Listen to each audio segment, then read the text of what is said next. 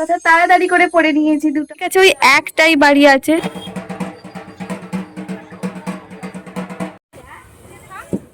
ভূত কোথা থেকে এলো যা। হ্যালো সবাইকে, কেমন আছো সবাই? আমি শিখেছি একটা নতুন ভ্লগের সাথে। আজ হচ্ছে কালী পুজো, সকলকে জানাই শুভ দীপাবলি। আজকে সকাল থেকে কোনো রকমই প্ল্যান ছিল না আজকে একটা লং ব্লগ বানাবো। তো এখন ঘড়িতে বাজে 4টে, তো আমি এখন থেকে ব্লগটা শুরু করলাম। আমি এখনো স্নান করে উঠতে পারিনি, সকাল থেকে বেশ অনেক কিছুই করেছি। নিচের তলায় একদম নিচে সেখানে অটোমেটিক লাগিয়েছি আমি আর আমার ছোট বোন দুজন মিলে। তার সাথে অনেক কটা ভিডিও এডিটিং এর কাজ বাকি ছিল, সেই সমস্ত শিডিউল করলাম, এডিট করলাম। আগেই বললাম যে সকাল থেকে কোনো রকম প্ল্যানিং ছিল না যে আমি লং ব্লগ বানাবো, তার জন্য যখন অটোমেটিক লাগাচ্ছিলাম তার কোনো ভিডিও নেওয়া নেই। তবে রাতের বেলা আমি ফুল লুক শেয়ার করে দেবো কেমন কি অটোমেটিক দিয়ে বাড়িটা সাজিয়েছি কালী পুজো উপলক্ষে। তো আজকে ব্লগটা এইভাবেই শুরু করলাম, দেখি কতদূর কি হয়। এই তো আমি এখন স্নান ধান করে চলে এসেছি, এবার আমি হব রেডি। তার আগে দেখিয়ে নিই আমি আজকে কি শাড়ি পরছি। প্রত্যেক বছর এই দিন আমি শাড়ি পরে থাকি। খালি বাজি ফাটছে। প্রত্যেক বছর আমি এই দিন শাড়ি পরে থাকি, তবে এবছর আমি কোনোভাবে অঞ্জলি দিতে পারবো না, কারণ আমাদের ফ্যামিলিতে একটা ঠাকুমা মারা গেছে। আর আমি যেহেতু নাতনি হই, তো সেই জন্য মা পারমিশন দিয়েছে সাজুগুজু করার। ফটো তোলবার জন্য শুধু সাজবো, না হলে অন্য বছর এই দিন আমরা উপোস করি, সারা দিন ধরে প্রচুর মজা করি। আমাদের বাড়িতে লক্ষ্মী পুজো হয়, দাদু আসে, ঠাকুরের পুজো হয়, সমস্ত কিছু। এবছর কোনো কিছুই হবে না। তো যাই, যেটুকু দেখাতে পারি তোমাদেরকে সেটুকুই শেয়ার করবো। আগে দেখিয়ে নিই আমি আজকে কি পরছি। আজকে পরবো এই ঢাকাই শাড়িটা, যেটা হচ্ছে আমার একটা বৌদির, তার সাথে এই ব্লাউজটাও বৌদিরই। আর এই পাশে রয়েছে আমার বোনের শাড়ি, এটা হচ্ছে আমার একটা বৌদির ব্লাউজ। তার সাথে এই শাড়িটা হচ্ছে মায়ের, যেটা ওর খুব পছন্দ হয়েছে আমার বোনের, তো ওই শাড়িটা পরছে। তো চলো এবার রেডি হওয়া যাক।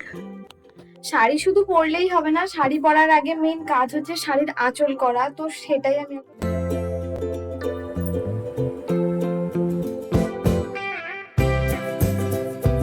আমরা দুজন মিলে তো সাজুগুজুই করছিলাম। তারপর সারপ্রাইজ দিতে চলে এসেছে আমাদের দুজনকার দুই বান্ধবী, এরা হচ্ছে আমাদের স্কুল ফ্রেন্ড। তারপর আমাদের একটু টুকটাক ভিডিও বানিয়ে দিল। 1 2 3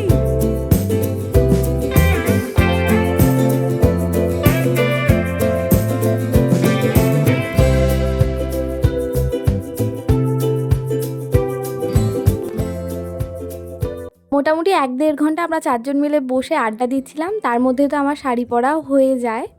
সারাদিন পরে এখন মনে পড়েছে নেল পলিশ পরার কথা, তাড়াতাড়ি করে পরে নিয়েছি দুটো হাতেই। এবার রেডি হব। চলো তোমাদেরকে তাড়াতাড়ি লাইটে গুলো দেখাই। আমাদের বাড়ির কাছে ওই একটাই বাড়ি আছে, তো সেখানেই একমাত্র লাইট জ্বলেছে। হাই। তো এটা হচ্ছে আমাদের দুজনকার ফাইনাল লুক। এই তো আমরা দুজন মিলে পুরোপুরি রেডি হয়ে গেছি। এবার আমরা সবাই মিলে যাব ফটো তুলতে। আর আমাদের পাড়ার এখানে অনেক ঠাকুর হয়, সেখানেই ঘুরতে যাব। দুর্গাপুজো তো হয়, একটু দূরে দূরে ঠাকুর দেখতে বেরোতে হয়, তবে কালী পুজোটা একটা আলাদাই মজা লাগে। বিকাল 5টা থেকে সাজুগুজু করার পর আমরা ফাইনালি রেডি হতে পেরেছি সবাই মিলে। এখন ঘড়িতে মোটামুটি 8টা মতন বাজে। কটা বাজে রে দাদা? সে হাই। এতদিন কোথায় ছিলিস বল? আমার দাদা বলতে ছোট কাকার ছেলের কথা বলছি। ও কাজের সূত্রে থাকে গুজরাটে। ভাইফোঁটা তার সাথে কালী পুজোর জন্যই এসেছে বাড়িতে, কিছুদিনের জন্য থাকবে, ও আবার তার কাজের জায়গায় চলে যাবে। অ্যান্ড ফাইনালি আমরা সবাই মিলে আসতে পেরেছি পুজো মণ্ডপে। সকাল থেকে তো আসার টাইমই পাইনি। অ্যান্ড ঠাকুরকে দর্শন করে আমরা বেরিয়ে পড়লাম আমাদের এলাকার সমস্ত ঠাকুরগুলোকে দেখার জন্য। আমার পিছনে আছে 5টা ভূত, ওই আরেকজন ভূত কোথা থেকে এলো যা।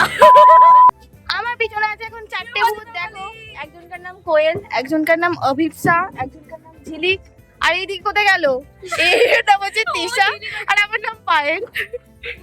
সব এক একটা ভূত, বুঝলে? এরা ভূত চতুর্দশীর দিন এরা সবাই ভূত হয়ে গেছে।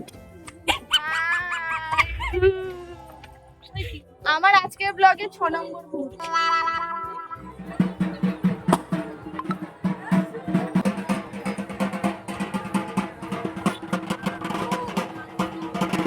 এখন এসেছি আমাদের এখানে বারোয়ারি তলার কালী মন্দিরে, সেখানে ঠাকুর দর্শন করে আমরা সবাই মিলে ফাটাচ্ছিলাম বাজি। আমার আজকের ব্লগে 6 নম্বর ভূত, যার নাম হচ্ছে হিয়াশ্রী। ওকেও দেখবে তোমরা হয়তো, ও মন্দিরে ওঠেনি কারণ আমাদের সকলেরই অসৌচ চলছে, সেই কারণে আমরা কোনো মন্দিরেই উঠিনি, তবে বিভিন্ন জায়গায় ঘুরে ঘুরে ঠাকুর দর্শন করছিলাম আর তোমাদের সাথেও শেয়ার করলাম। আর আমি এখন এসেছি আমাদের এলাকার শ্মশানে, সেখান থেকে খেয়েছিলাম খিচুড়ি ভোগ, যেটা খেতে খুবই ইয়াম্মি ছিল।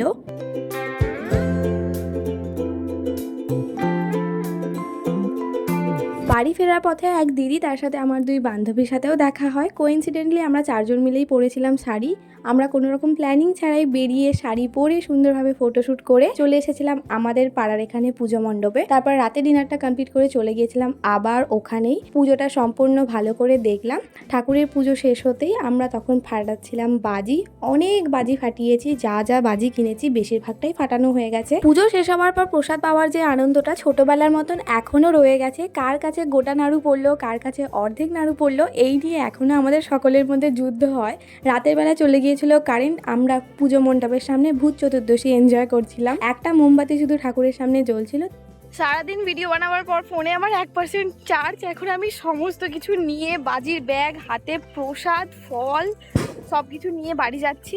আজকে ব্লগটা এইটুকুই রাখলাম। যদি কোথাও ভালো লেগে থাকে please like, comment and share করে দিও। টাটা।